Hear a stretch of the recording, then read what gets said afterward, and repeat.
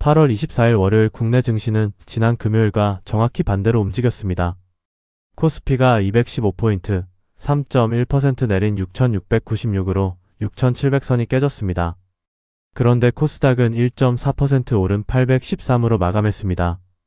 더 눈여겨볼 건 종목 수입니다. 코스피가 3% 넘게 빠졌는데도 오른 종목이 579개, 내린 종목이 286개로 오른쪽이 2배 넘게 많았습니다. 지수를 끌어내린 건 소수의 대형주였다는 뜻입니다. 환율은 원달러가 1383원이고 엔화 대비로는 870원이 잠깐 깨졌다가 869원 부근입니다. 달러 지수는 98.88입니다. 금리는 한 박자 쉬었습니다. 한국 10년물이 4.4%까지 갔다가 4.34%로 내려왔고 미국 10년물은 4.7%에 머물러 있습니다. 반면 일본 10년물은 2.88%까지 올라오며 3%를 향해 가는 흐름입니다. 수급에서는 외국인이 정규장과 시간외를 합쳐 4조원 가까이 팔았고 개인이 그 물량을 받았습니다. 아시아 증시도 대체로 약해서 니케이가 0.7%, 상하이가 0.7%, 항생이 1.8% 내렸습니다. 개별주 실황에서는 금요일에 올랐던 것들이 그대로 되돌아왔습니다. 삼성전자가 8.7% 급락한 25만 7천원이었고 우선주도 8.6% 빠졌습니다. SK하이닉스는 3.4% 밀렸습니다. 금요일 주주환원 기대로 함께 뛰었던 종목들의 낙폭이 오히려 더 컸습니다.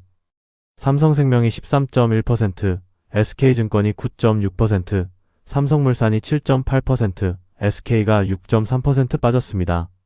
실망의 내용은 규모가 아니라 화법이었습니다. 회사가 90조원에서 110조원이라는 범위를 두고 3분기에 30조원을 먼저 주고 나머지는 상황을 봐서 정하겠다고 밝히면서 시장이 이를 확답이 아니라 여지를 남긴 것으로 읽은 것입니다.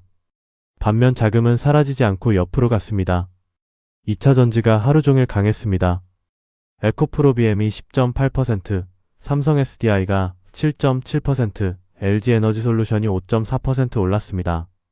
에너지 저장장치 수요가 전기차를 넘어설 만큼 늘고 있다는 게 바탕이고 여기에 미국이 중국산 드론 규제를 강화하면 한국산 배터리가 대체 수요를 가져갈 수 있다는 기대가 얹혔습니다.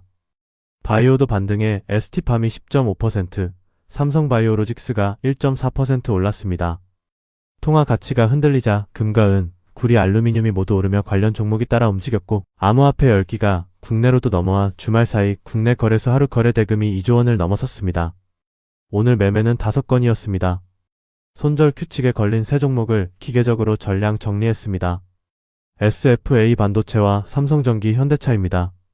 미리 정해둔 10% 손실 한도에 닿아서 판단을 더 얹지 않고 그대로 실행했습니다. 대신 삼성전자는 당일 낙폭이 7%를 넘어가는 구간에서 소량 매수했습니다. 남은 자금은 단기 금리형 상품에 넣어뒀습니다. 사후 점검을 하자면 같은 날 규칙과 재량이 동시에 움직인 하루였습니다. 손절은 규칙이 시켰고 매수는 판단으로 한 것입니다. 지난 금요일에 삼성전자를 절반 덜어냈다가 오늘 더 싼 가격의 일부를 되샀으니 그 매도는 결과적으로 유효했지만 되사는 판단이 맞았는지는 이번 주 흐름을 봐야 알 수 있습니다. 오늘 배운 점은 회사가 주주환원 방법을 마음대로 고르지 못할 때가 있다는 것입니다. 지난 금요일에 우선주가 보통주보다 2배 넘게 오르는 걸 보고 이번 환원이 배당 중심이겠다고 읽었는데 오늘 그 이유가 나왔습니다. 삼성전자는 자사주를 사서 없애는 소각을 크게 하기 어려운 구조라는 분석입니다. 왜 그럴까요? 자사주를 소각하면 전체 주식수가 줄어듭니다. 그러면 아무것도 하지 않은 다른 주주들의 지분율이 저절로 올라갑니다. 나눠먹는 사람이 줄면 한 사람 몫이 커지는 것과 같습니다. 문제는 삼성전자 주식을 상당량 들고 있는 곳이 그룹 안의 금융회사라는 점입니다. 우리나라 법은 금융회사가 계열 제조회사의 지분을 10%를 넘겨받지 못하게 막고 있습니다.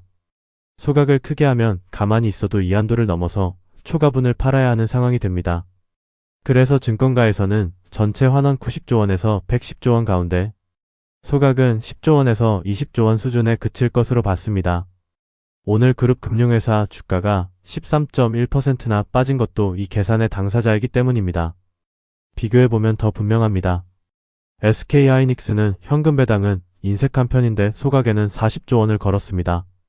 지분 구조가 다르니 쓸 수 있는 방법도 다른 것입니다. 그래서 정리하면 이렇습니다. 첫째, 환원 발표를 볼 때 그 회사가 그 방법을 실제로 쓸 수 있는 구조인지부터 확인하세요. 둘째, 지주회사나 금융계열사가 얽힌 그룹은 소각에 제약이 있을 수 있으니 기대치를 그만큼 낮춰 잡으세요. 셋째, 같은 업종의 두 회사가 서로 다른 방법을 쓴다면 그건 취향이 아니라 구조 때문일 가능성이 큽니다. 오늘 공부는 여기까지입니다. 성투하세요.